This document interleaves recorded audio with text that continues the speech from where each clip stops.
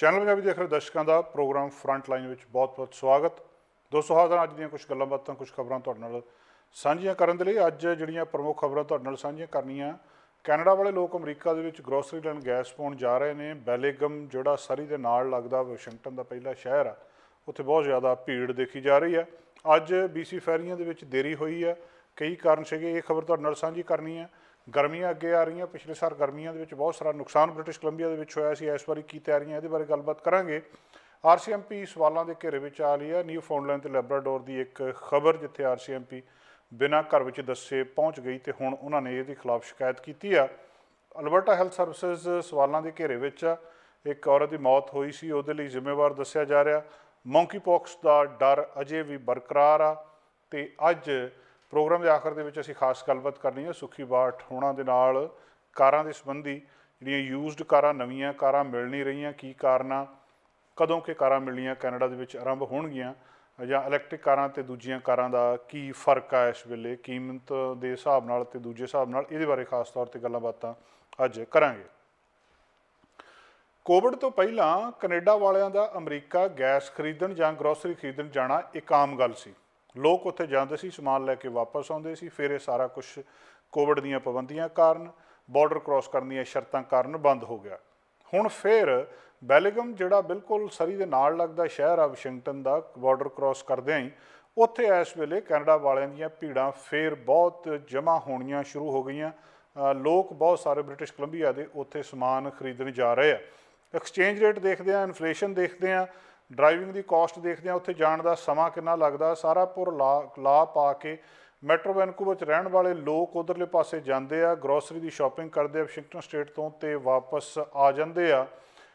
ਦੋ ਤਿੰਨ ਸਵਾਲ ਇੱਥੇ ਉੱਠ ਰਿਹਾ ਕਿ ਉੱਧਰਲੇ ਪਾਸੇ ਬਹੁਤ ਸਾਰੀ ਭੀੜ ਹੋ ਰਹੀ ਆ। ਜਿਹੜੇ ਕੀ ਵਰਥ ਆ ਉੱਥੇ ਜਾਣਾ, ਉੱਥੋਂ ਸਮਾਨ ਖਰੀਦ ਕੇ ਵਾਪਸ ਆਉਣ ਦਾ ਕੋਈ ਫਾਇਦਾ ਹੈਗਾ, ਜਾਂ ਸਿਰਫ ਦੇਖੋ ਦੇਖੀ ਲੋਕ ਜਾ ਰਹੇ ਆ? ਕਈ ਕਾਰਨ ਦੱਸ ਰਹੇ ਕਿ ਅਜੇ ਵੀ ਭਾਵੇਂ ਐਕਸਚੇਂਜ ਰੇਟ ਲਾਉਣ ਤੋਂ ਬਾਅਦ ਵੀ ਬਹੁਤ ਸਾਰੀ ਮਨੀ ਸੇਵ ਹੋ ਜਾਂਦੀ ਆ ਜੇਕਰ ਕੈਨੇਡਾ ਵਾਲੇ ਬਾਰਡਰ ਟੱਪ ਕੇ ਦੂਜੇ ਪਾਸੇ ਸ਼ਾਪਿੰਗ ਕਰਨ ਜਾਂਦੇ ਆ। ਭਾਵੇਂ ਕਿ ਜਾਣ ਆਉਣ ਦੇ ਵਿੱਚ ਵੀ ਗੈਸ ਲੱਗਦੀ ਆ, ਸਮਾਂ ਵੀ ਲੱਗਦਾ ਆ। ਇੱਕ ਹੋਰ ਕਾਰਨ ਵੀ ਦੱਸਿਆ ਜਾ ਰਿਹਾ ਕਿ ਬਹੁਤ ਸਾਰੀਆਂ ਉਹ ਚੀਜ਼ਾਂ ਰੇਟ ਦੇ ਵਿੱਚ ਭਾਵੇਂ ਫਰਕ ਨਾ ਵੀ ਹੋਵੇ, ਇੱਧਰਲੇ ਪਾਸੇ ਆਪਣੇ ਵਾਲੇ ਪਾਸੇ ਮਿਲਦੀਆਂ ਹੀ ਨਹੀਂ ਆ, ਜਿਹੜੀਆਂ ਦੂਜੇ ਪਾਸੇ ਸੌਖੀਆਂ ਮਿਲ ਜਾਂਦੀਆਂ, ਅਤੇ ਉਹ ਲੈਣ ਦੇ ਲਈ ਲੋਕ ਇੱਧਰਲੇ ਪਾਸੇ ਜਾਂਦੇ ਆ। ਤੁਸੀਂ ਸਿੱਧਾ ਜੇਕਰ ਗਰੋਸਰੀ ਦੀਆਂ ਕੀਮਤਾਂ ਦਾ ਕੰਪੈਰੀਜ਼ਨ ਕਰੋ, ਉਹਦੇ ਨਾਲ ਮੁਕਾਬਲਾ ਕਰੋ, ਤਾਂ ਤੁਹਾਨੂੰ ਪਤਾ ਲੱਗ ਜਾਂਦਾ ਕਿ US ਦੇ ਵਿੱਚੋਂ ਸਮਾਨ ਖਰੀਦ ਕੇ ਇੱਧਰ ਆਉਣ ਦੇ ਵਿੱਚ ਖਾਸ ਕਰਕੇ ਜਿਹੜਾ ਪ੍ਰੀ ਪੈਕੇਜ ਫੂਡ ਆ ਅਤੇ ਬੀਵਰੇਜਸ ਨੇ, ਉਹਨਾਂ ਦੇ ਉੱਤੇ ਖਾਸ ਤੁਹਾਨੂੰ ਬੱਚਤ ਹੋ ਜਾਂਦੀ ਆ। ਉਦਾਹਰਨ ਲੋਕਾਂ ਨੇ ਲੈ ਕੇ ਗੱਲ ਸਪਸ਼ਟ ਕਰਨ ਦੀ ਕੋਸ਼ਿਸ਼ ਕੀਤੀ ਆ ਵੀ ਉੱਧਰਲੇ ਪਾਸੇ ਜਾਂਦੇ ਕਿਉਂ ਆ। ਮੰਨ ਲਓ ਜਿਹੜੀਆਂ ਫਰੈਸ਼ ਆਈਟਮਸ ਨੇ, 1 ਪਾਉਂਡ ਲੀਨ ਗਰਾਊਂਡ ਬੀਫ ਜੇਕਰ ਤੁਸੀਂ ਲੈਣਾ ਆ ਬਾਰਡਰ ਦੇ ਦੂਜੇ ਪਾਸਿਓਂ ਸਨਸੈਟ ਡਰਾਈਵ ਸੇਫਵੇ ਅਤੇ ਉੱਤੋਂ ਬੈਲੇਗਮ ਦੇ ਵਿੱਚੋਂ, ਅਤੇ ਇਹ ਤੁਹਾਨੂੰ $5 US ਦਾ 1 ਪਾਉਂਡ ਬੀਫ ਮਿਲ ਜਾਂਦਾ ਆ।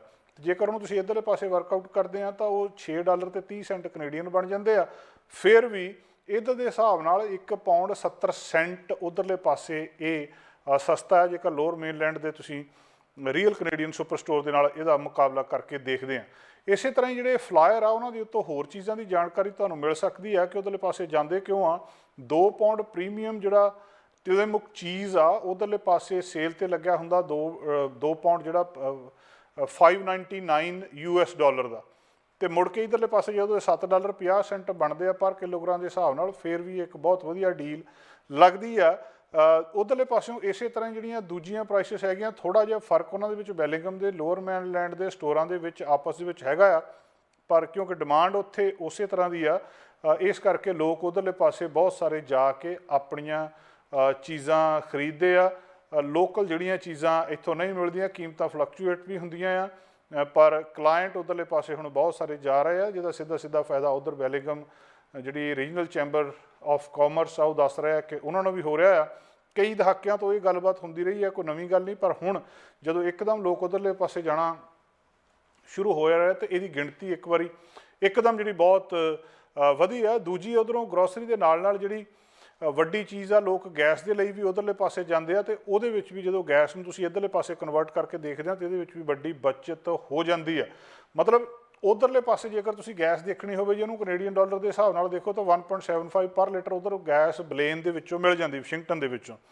ਹੁਣ ਉੱਧਰ 1.75 ਆ ਤਾਂ ਇੱਥੇ $2.30 ਦੇ ਨੇੜੇ ਤੇੜੇ ਮਿਲਦੀ ਆ। ਤੇ ਫਿਰ ਇਹਨੂੰ ਤੁਸੀਂ ਜਦੋਂ ਕੈਲਕੂਲੇਟ ਕਰਕੇ ਦੇਖਦੇ ਆ ਕਿ ਇੱਕ ਪਾਸੇ ਜਦੋਂ ਗਿਆ ਬੰਦਾ ਗਰੋਸਰੀ ਲੈ ਕੇ ਆਉਂਦਾ, ਗੈਸ ਲੈ ਕੇ ਆਉਂਦਾ, ਤਾਂ ਮੈਟਰੋ ਵੈਨਕੂਵਰ ਦੇ ਵਿੱਚ ਰਹਿਣ ਵਾਲੇ ਲੋਕ ਕਾਫੀ ਬੱਚਤ ਇਹਦੇ ਨਾਲ ਕਰ ਲੈਂਦੇ ਆ। ਤੇ ਇਹ ਬੱਚਤ ਨੂੰ ਜਦੋਂ ਦੇਖ ਕੇ ਫਿਰ ਲੋਕ ਸ਼ੁਰੂ ਹੁੰਦੇ ਆ ਇੱਕ ਦੂਜੇ ਵੱਲ ਦੇਖ ਕੇ। ਤੇ ਜਦੋਂ ਇਹ ਬਾਰਡਰ ਰਿਸਟ੍ਰਿਕਸ਼ਨ ਥੋੜ੍ਹੀਆਂ ਘਟੀਆਂ ਆ, ਉਧਰਲੇ ਪਾਸੇ ਬਲੇਨ ਵਾਲੇ ਪਾਸੇ ਬਹੁਤ ਗਿਣਤੀ ਜਿਹੜੀ ਲੋਕਾਂ ਦੀ ਇੱਧਰੋਂ ਗਿਆ ਦੀ ਨਜ਼ਰ ਆਉਂਦੀ ਆ।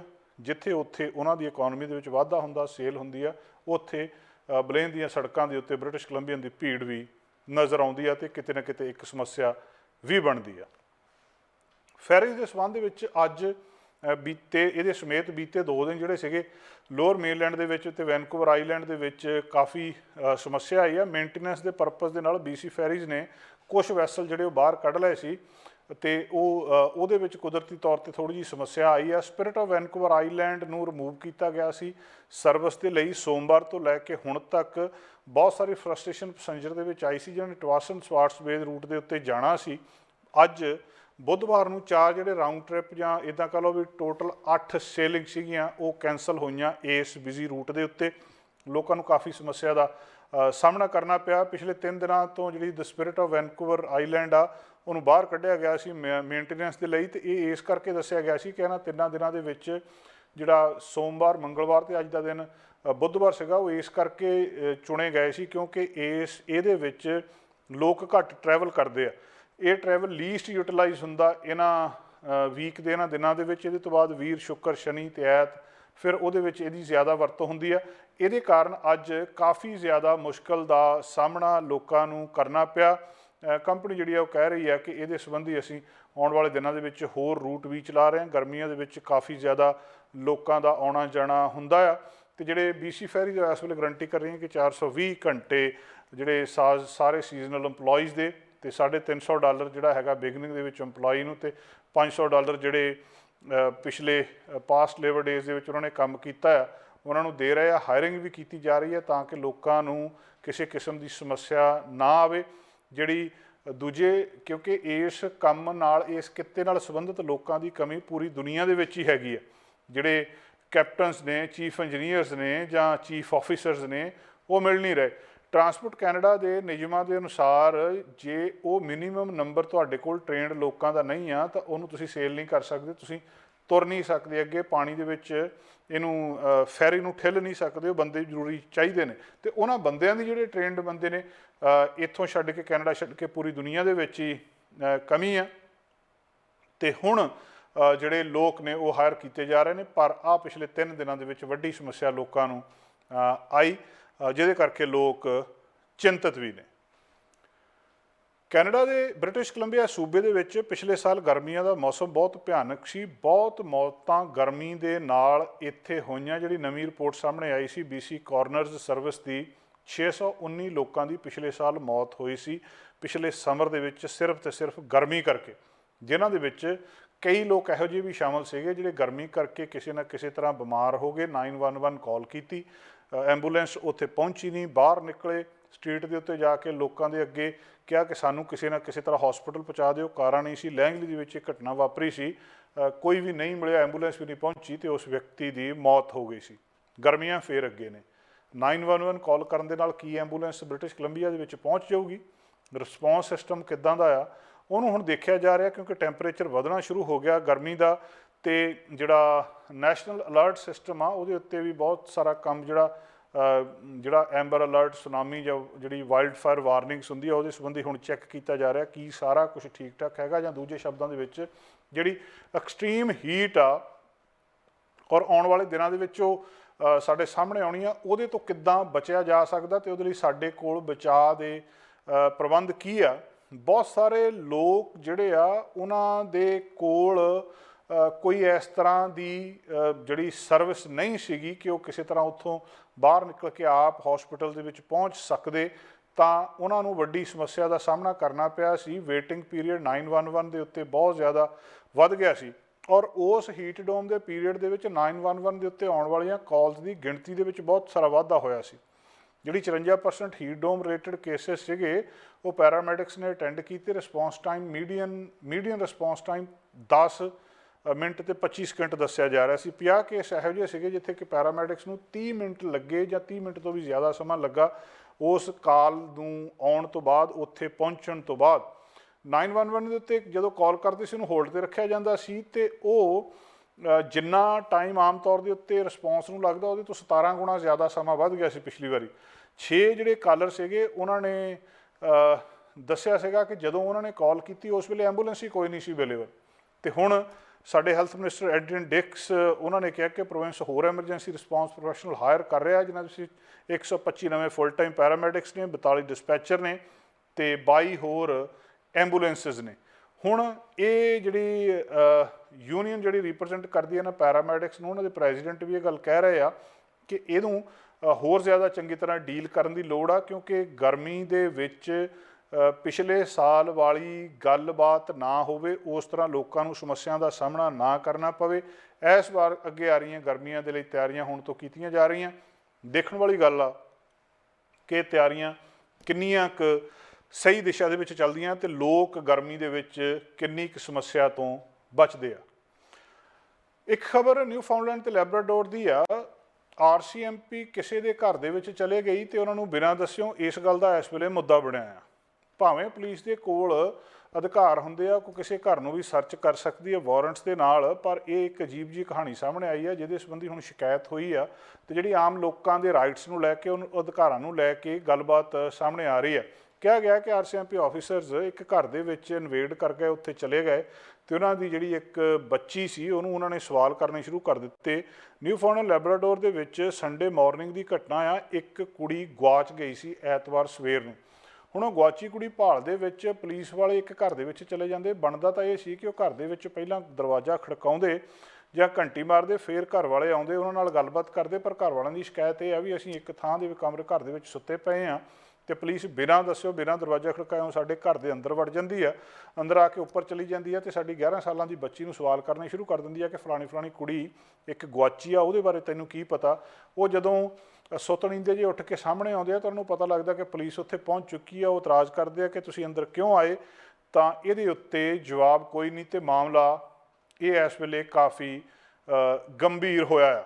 ਤੇ ਹੁਣ ਜਿਹੜੇ ਜਦੋਂ ਅੰਦਰ ਆਏ ਉਹਨਾਂ ਨੇ ਆਪਣੇ ਬੈੱਡ ਦੇ ਵਿੱਚੋਂ ਪੁੱਛਿਆ ਵੀ ਸਾਡੇ ਘਰ ਦੇ ਵਿੱਚ ਕੌਣ ਆ, ਤੇ ਉਹ ਕਹਿੰਦੇ ਵੀ ਇਹ RCMP ਆ, ਤੁਸੀਂ ਬਹੁਤੀ ਚਿੰਤਾ ਨਾ ਕਰੋ, ਅਸੀਂ ਪੁੱਛਗਿੱਛ ਕਰ ਰਹੇ ਹਾਂ। ਪਰ ਕਿਸੇ ਦੇ ਘਰ ਦੇ ਵਿੱਚ ਪਤਾ ਇਹ ਲੱਗਿਆ ਕਿ ਘਰ ਦੇ ਡੋਰ ਨੂੰ ਲੌਕ ਨਹੀਂ ਸੀ ਲੱਗਾ ਤੇ ਉਹ ਦਰਵਾਜ਼ਾ ਖੋਲ੍ਹ ਕੇ ਸਿੱਧੇ ਹੀ ਅੰਦਰ ਆ ਗਏ ਤੇ ਉਸ ਮਿਸਿੰਗ ਗਰਲ ਬਾਰੇ ਪੁੱਛਣ ਲੱਗ ਪਏ ਕਿ ਕੁੜੀ ਜਿਹੜੀ ਗੁੰਮ ਹੋਈ ਹੈ ਤੇ 11 ਸਾਲਾਂ ਦੀ ਉਹਨਾਂ ਦੀ ਕੁੜੀ ਘਰ ਦੇ ਵਿੱਚ ਜਿਹੜੀ ਸੀਗੀ, ਉਹ ਮਤਲਬ ਉਹਨੂੰ ਸਵਾਲ ਕੀਤੇ ਗਏ ਕਿ ਉਹਦੇ ਬਾਰੇ ਦੱਸਿਆ ਜਾਵੇ। ਹੁਣ ਇਸ ਮਾਮਲੇ ਦੀ ਸ਼ਿਕਾਇਤ ਕੀਤੀ ਗਈ ਆ। ਜਦੋਂ RCMP ਦੇ ਆਫੀਸਰਸ ਨਾਲ ਗੱਲਬਾਤ ਮੀਡੀਆ ਵਾਲਿਆਂ ਨੇ ਕੀਤੀ ਤੇ ਉਹ ਕਹਿੰਦੇ ਵੀ ਇਹਨਾਂ ਦੇ ਕੋਲ ਅਧਿਕਾਰ ਹੈਗਾ ਆ ਵੀ ਇਹ ਕਿਸੇ ਨੂੰ ਵੀ ਜਾ ਕੇ ਚੈੱਕ ਕਰ ਸਕਦੇ ਆ, ਵੀ ਅਧਿਕਾਰ ਇਹ ਆ ਕਿ ਇਹ ਦਰਵਾਜ਼ਾ ਖੜਕਾਉਣਗੇ, ਜੇ ਕੋਈ ਦਰਵਾਜ਼ਾ ਨਹੀਂ ਖੋਲ੍ਹਦਾ ਤਾਂ ਉਹਦੇ ਤੋਂ ਬਾਅਦ ਅੰਦਰ ਜਾ ਸਕਦੇ ਆ ਤੇ ਪੁੱਛਗਿੱਛ ਕਰ ਸਕਦੇ ਆ। ਘਰ ਵਾਲਿਆਂ ਦਾ ਇਤਰਾਜ਼ ਇਹ ਆ ਕਿ ਸਾਡਾ ਦਰਵਾਜ਼ਾ ਖੜਕਾਇਆ ਹੀ ਕਿਸੇ ਨੇ ਨਹੀਂ, ਜੇ ਦਰਵਾਜ਼ਾ ਖੜਕਾਇਆ ਹੁੰਦਾ ਤਾਂ ਅਸੀਂ ਜ਼ਰੂਰ ਖੋਲ੍ਹਦੇ ਤੇ ਸਾਨੂੰ ਪਤਾ ਹੁੰਦਾ। ਇਹ ਬਿਨਾਂ ਦਰਵਾਜ਼ਾ ਖੜਕਾਏ ਅੰਦਰ ਆ ਗਏ। ਜੇ ਅੰਦਰ ਆ ਵੀ ਗਏ ਸੀ ਇਹਨਾਂ ਨੇ ਪਹਿਲਾਂ ਸਾਨੂੰ ਕਿਉਂ ਨਹੀਂ ਉਠਾਇਆ, ਸਾਡੀ ਬੱਚੀ ਨੂੰ ਸਵਾਲ ਕਰਨੇ ਕਿਉਂ ਸ਼ੁਰੂ ਕਰ ਦਿੱਤੇ। ਸੋ ਇਹਦੇ ਉੱਤੇ ਉਹ ਜਿਹੜੇ ਘਰ ਦੇ ਨੇ ਉਹ ਹੁਣ ਜਿਹੜੇ ਦੀ ਨੇੜੇ ਦੀ ਪੁਲਿਸ ਡਿਟੈਚਮੈਂਟ ਆ ਉੱਥੇ ਪਹੁੰਚੇ ਵੀ ਆ, ਉਹਨਾਂ ਨੇ ਆਪਣੀ ਸ਼ਿਕਾਇਤ ਵੀ ਦਰਜ ਕੀਤੀ ਆ।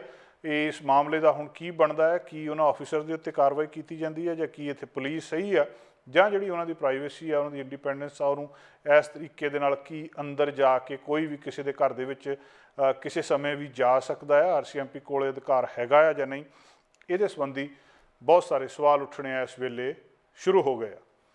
ਅਗਲੀ ਖਬਰ ਅਲਬਰਟਾ ਹੈਲਥ ਸਰਵਿਸਿਜ਼ ਤੋਂ ਆ।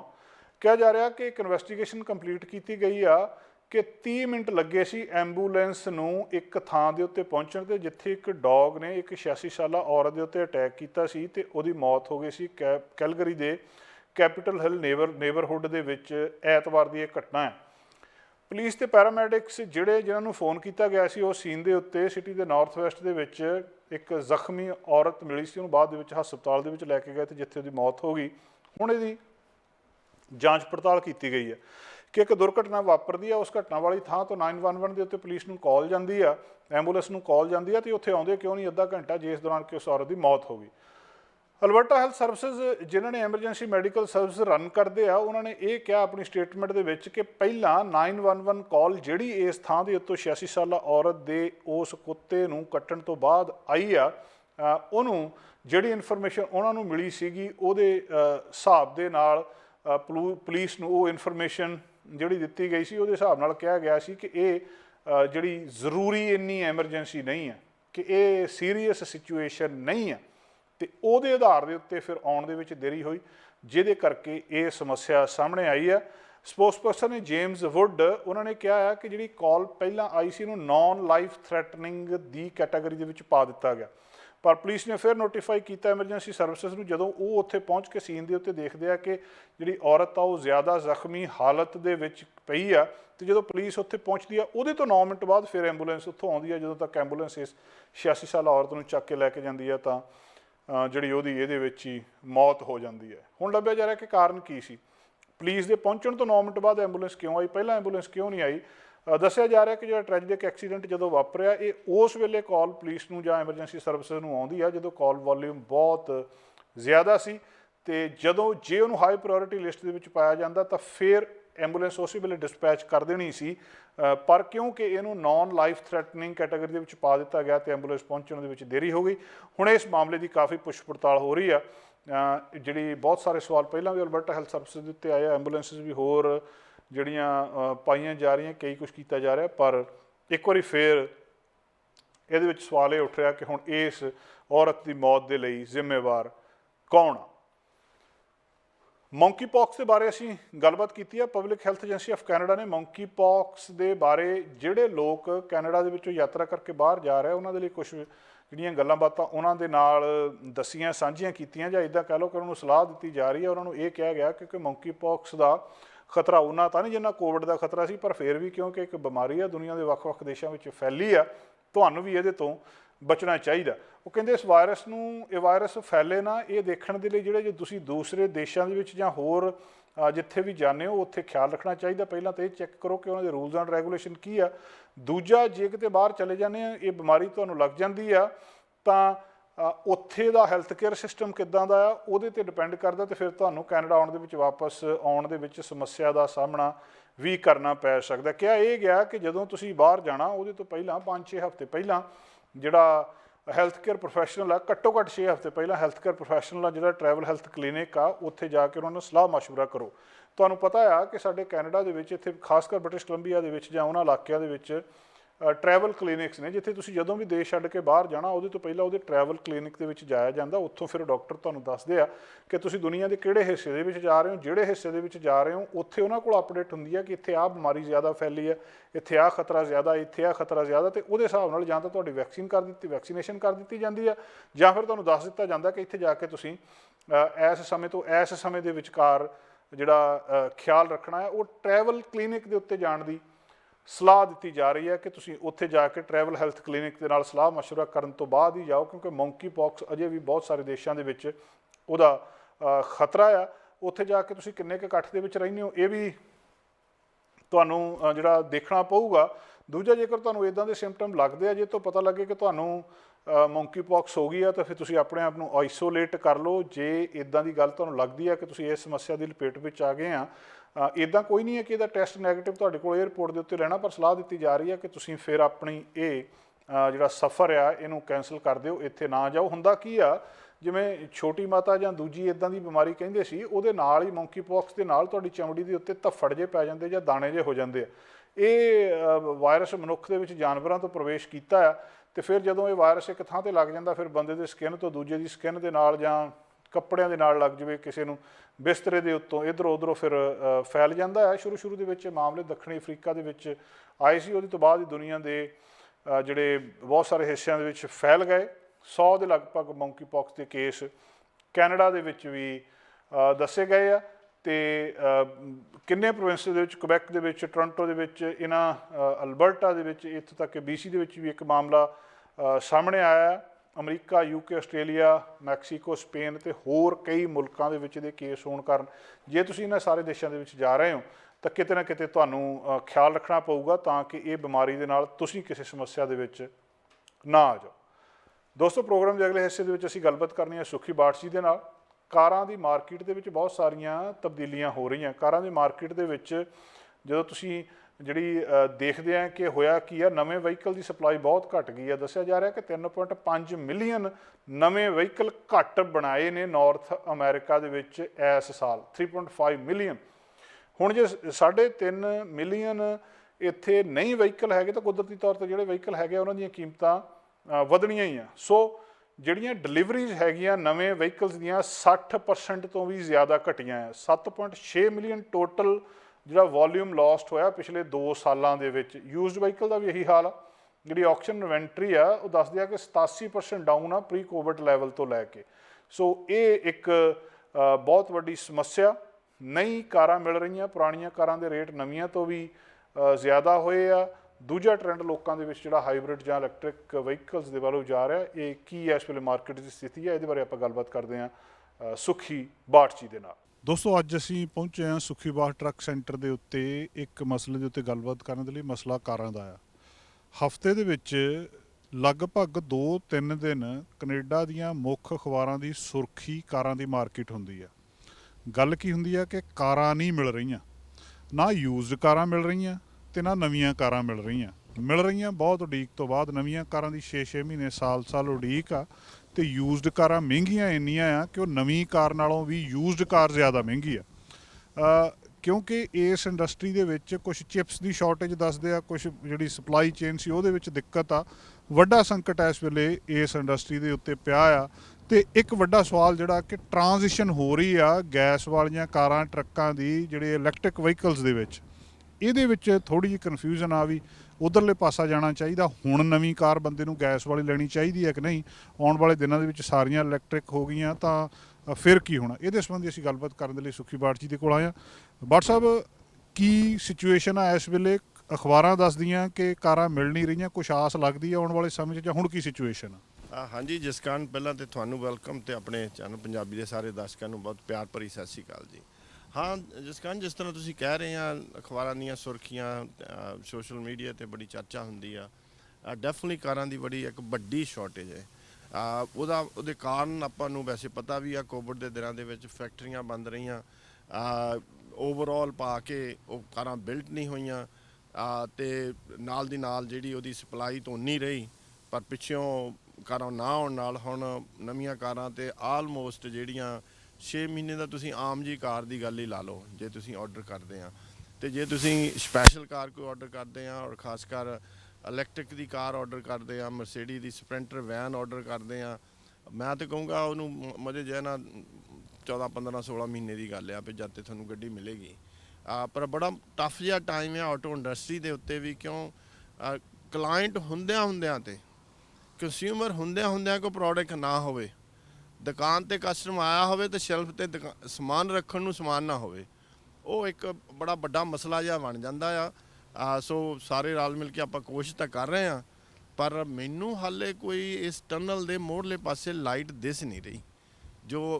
ਜੋ ਹਾਲਾਤ ਨੇ, ਮੈਂ ਖੁਦ ਕਾਫੀ ਸਾਰੀਆਂ ਮਰਸੀਡੀਜ਼ ਦੀਆਂ ਵੈਨਾਂ ਆਰਡਰ ਕੀਤੀਆਂ ਫਲੀਟ ਦੇ ਵਿੱਚ, ਉਹ ਤਕਰੀਬਨ 14 ਮਹੀਨੇ ਬਾਅਦ ਸਾਨੂੰ ਮਿਲਣ ਦੀ ਉਹਨਾਂ ਨੇ ਥੋੜ੍ਹੀ ਜਿਹੀ ਹਾਮੀ ਭਰੀ ਆ।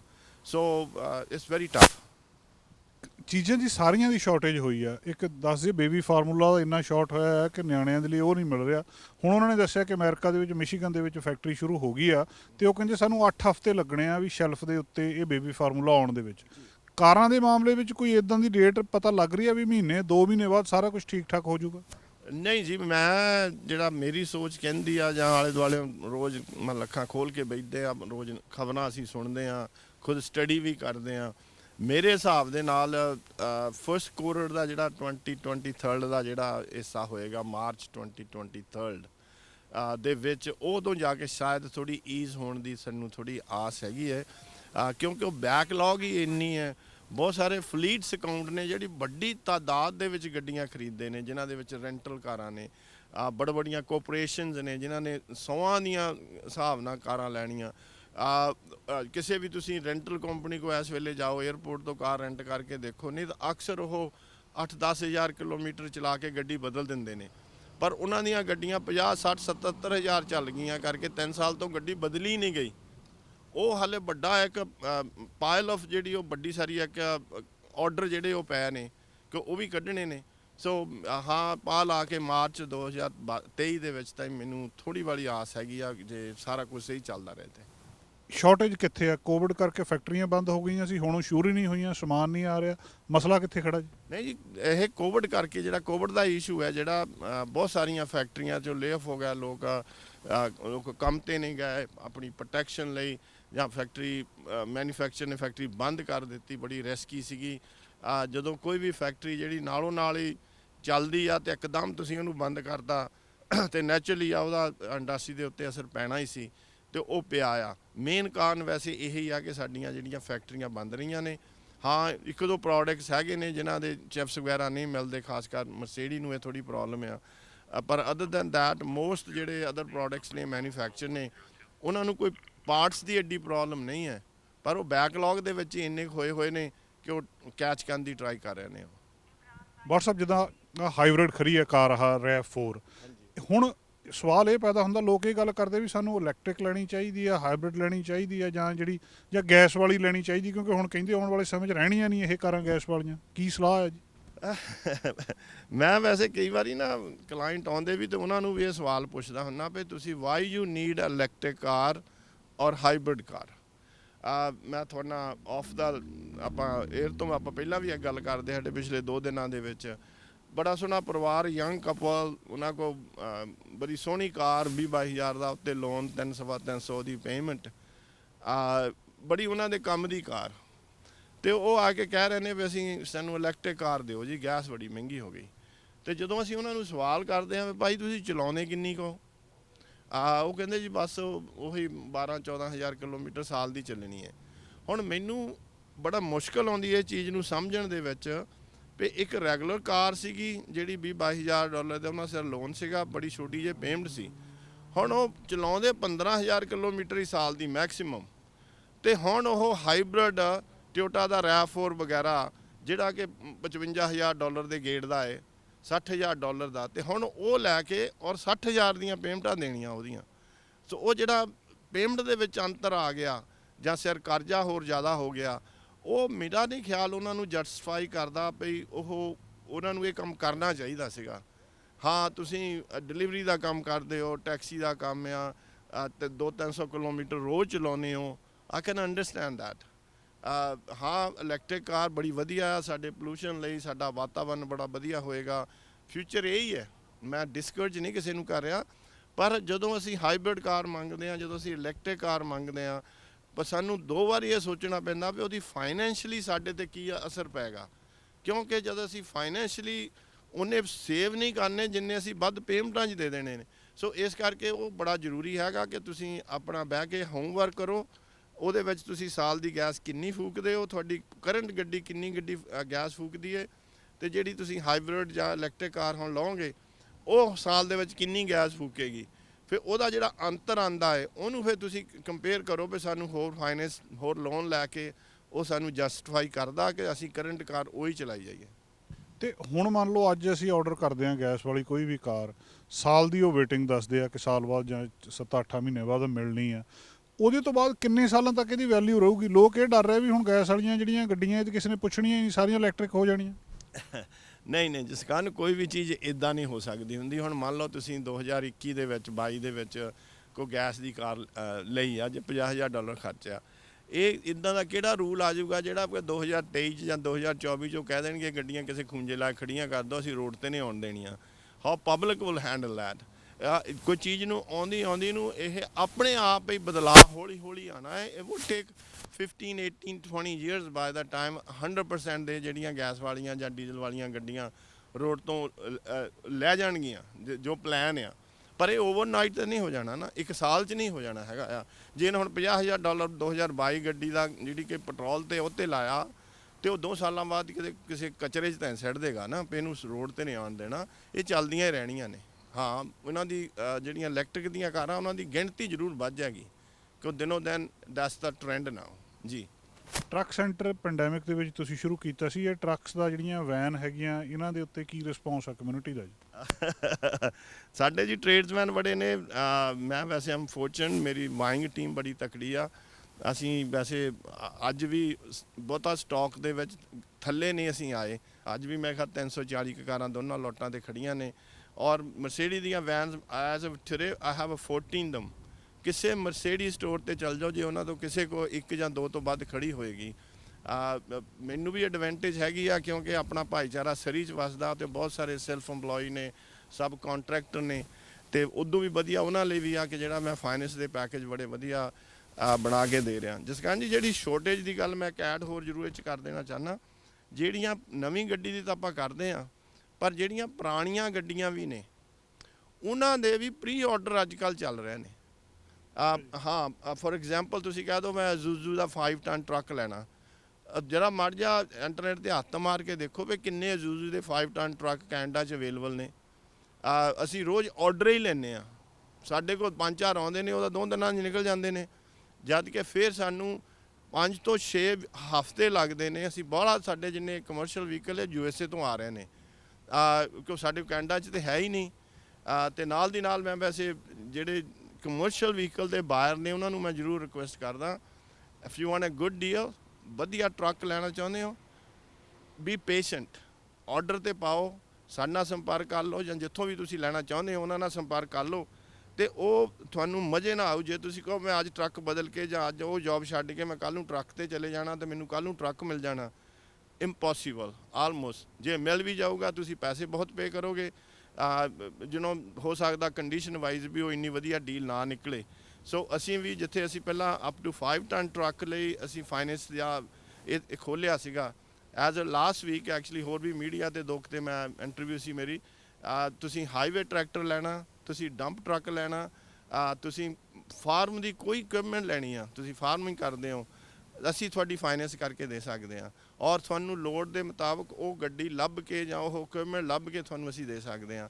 ਸੋ we expanding our service step by step.